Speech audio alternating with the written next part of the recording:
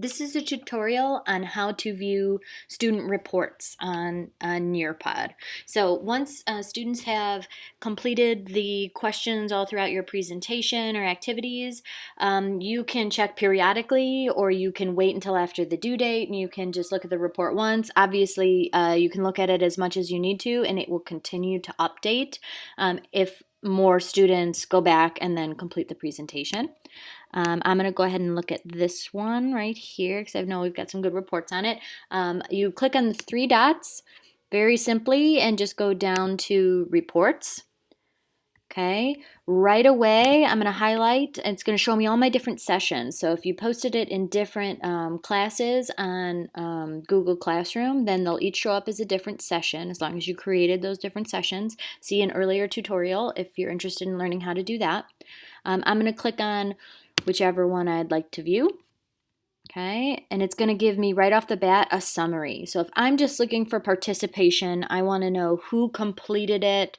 They're going to get full credit, even if some of the answers were wrong this time, or maybe they were just more opinion questions to keep students interested. Then I can see that right off the bat. It's going to list students by name, and it's going to tell me what they got on each of the different activities.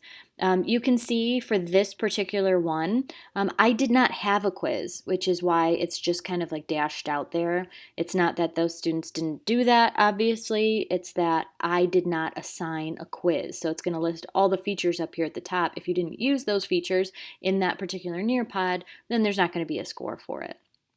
If you did something that was like a quiz, or in this case, I did a time to climb, and you want to take it specifically for a grade, then you're going to click on that particular feature. And I'm going to go to the class board in order to view specific student by student. I can do, here we go, questions overall data. So by question, how many kids in class got it right. This is super helpful to see, which questions you might need to go over again. Student overall data. So this is going to be a breakdown of what they got out of 6 possible questions, was what I had posted. You can make it more than 6, obviously.